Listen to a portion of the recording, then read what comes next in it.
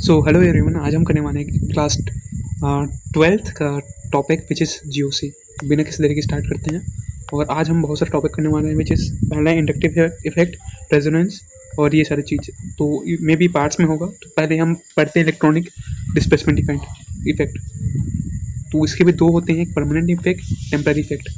Permanent में है inductive, mesomeric and hyperconjugation, and temporary में inductive effect and electromagnetic effect. अब बात करते हैं इंडक्टिव इफेक्ट की। तो ये है क्या?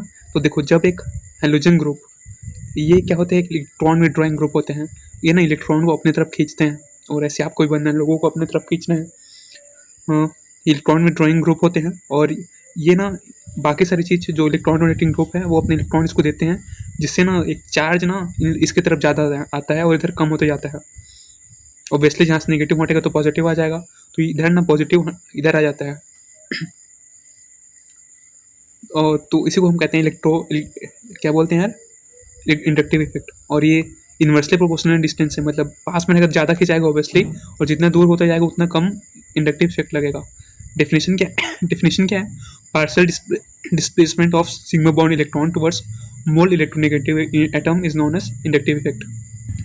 मतलब क्या? पार्शियल डिस्प्लेसमेंट सिग्मा बॉन्ड का, वो भी इलेक्ट्रोनेगेटिव एटम की तरफ, जिसे कहते हैं इंडक्टिव इफेक्ट। उसके बाद cos of inductive effect. Cos क्या है इंडक्टिव इफेक्ट का? Electronegativity difference. ऑब्वियसली जिसको ज़्यादा रहेगा वो ज़्यादा खींच पाएगा। इंडक्टिव इफेक्ट इस परमानेंट इफेक्ट होता है, और ये वीक इफेक्ट होता है क्योंकि ये parcel transfer of sigma bond होता है। मतलब कुछ ही देर के लिए जो सिग्मा बॉन्ड है ना वो ट्रांसफर होता है। Inductive effect is inversely proportional to distance, जो हमने ऊपर देख लिया था। आफ्टर थर्ड कार्बन, मतलब मान लो ये पहला है, ये दूसरा है, ये तीसरा है, तो तीसरे कार्बन के बाद ना ये नेग्लिजिबल ही माना जाता है। Inductive effect of H is conditioned as zero, तो हाइड्रोजन का ना इंडक्टिव इफेक्ट जीरो माना जाता है। देन है हमारा during inductive effect electron does not change it's at it orbital. तो इंडक्टिव इफेक्ट के दौरान ना इलेक्ट्रॉन ना अपना पोजिशन, मतलब ऑर्बिटल चेंज नहीं करता। प्लस मतलब इलेक्ट्रॉन डोनेटिंग ग्रुप के सिग्मा बॉन्ड, एंड माइनस मतलब इलेक्ट्रॉन विड्रॉइंग ग्रुप। तो ये हमारा क्या था? इलेक्ट्रॉन विड्रॉइंग ग्रुप है और इलेक्ट्रॉन डोनेटिंग ग्रुप है।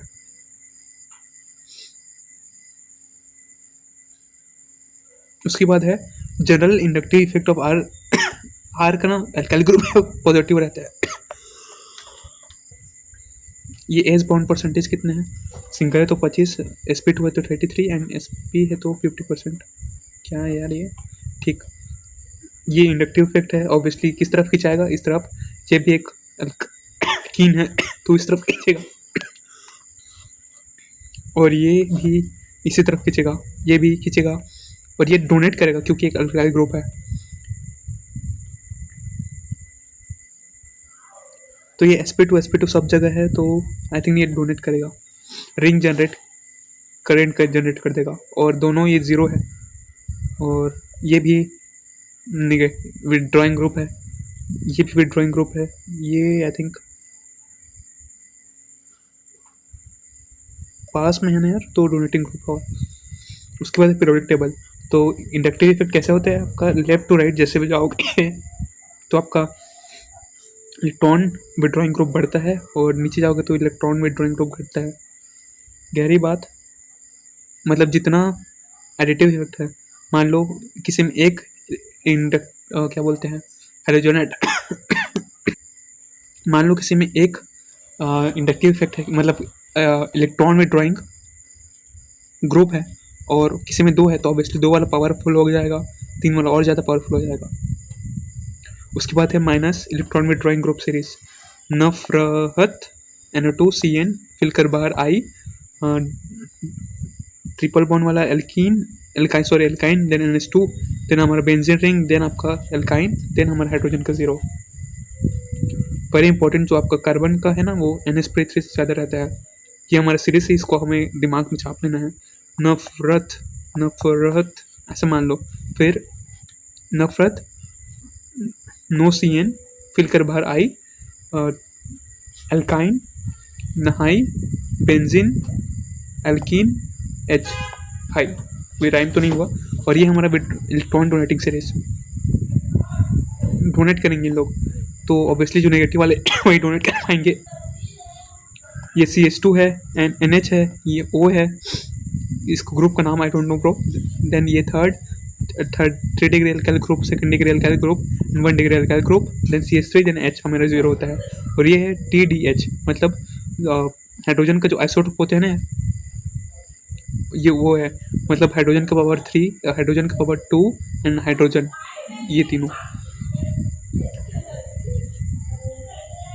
और ये क्यों? क्योंकि इसके अंदर वाइब्रेशन लेस होता है, इसलिए इफेक्टिव कोलिजन कम होता है, इसलिए स्ट्रॉन्ग बॉन्ड है। और bond length is inversely proportional to inductive effect. Application of inductive effect इसका क्या है?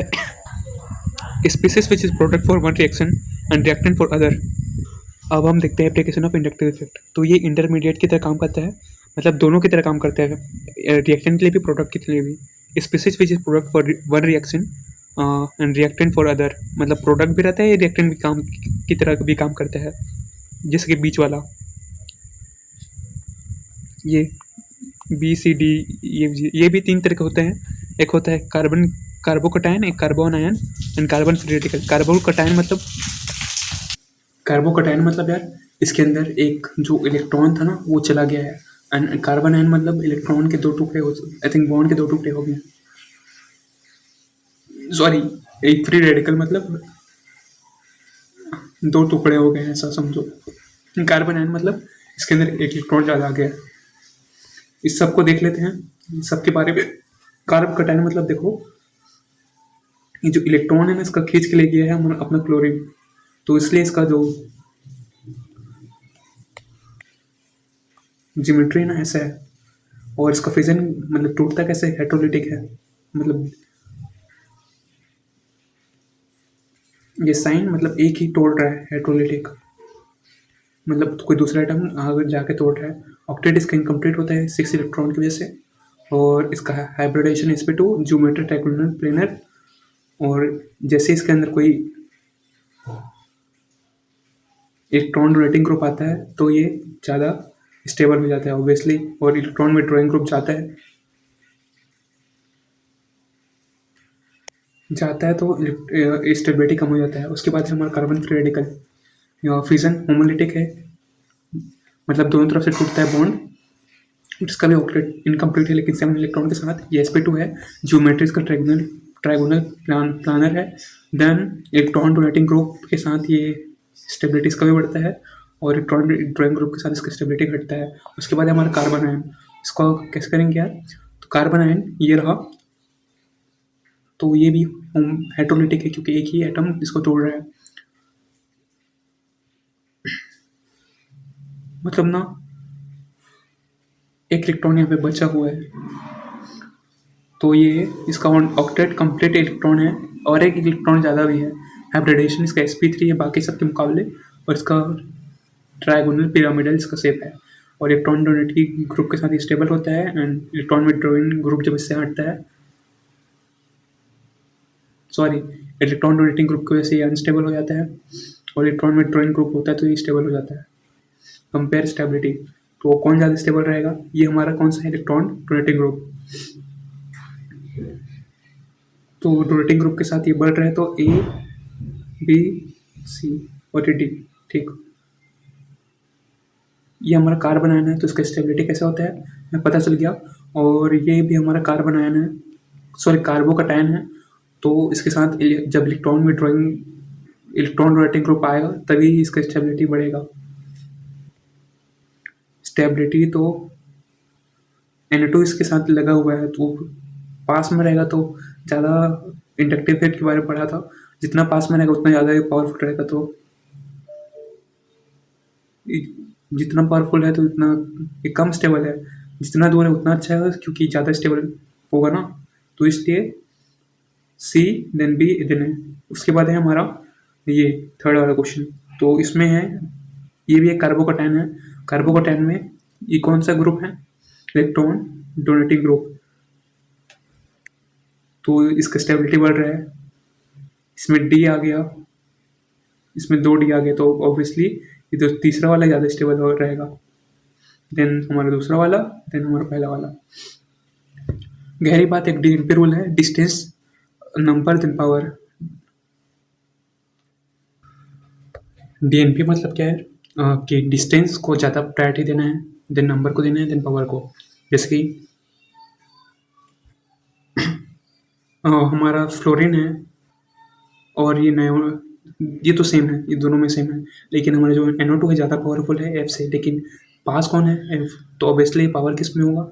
डिस्टेंस वाले, जिसका डिस्टेंस कम है उसको पावर ज़्यादा होगा। सॉरी यार, उल्टा बोल दिया। नहीं, बिल्कुल सेम बोला। इसलिए ज़्यादा स्टेबल कौन होगा? NO2। देखो, पावरफुल सबसे ज़्यादा कौन सा है? ये है। तो इस ये जितना ज़्यादा पावरफुल है उतना कम स्टेबल होगा, और ये वीक है तो इसलिए ये ज़्यादा स्टेबल होगा। उसके बाद है हमारा DNA। उसके बाद है हमारा नंबर। नंबर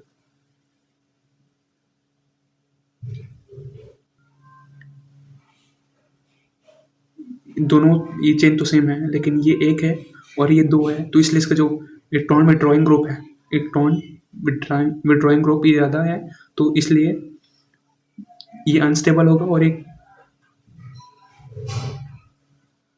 मतलब ये ज़्यादा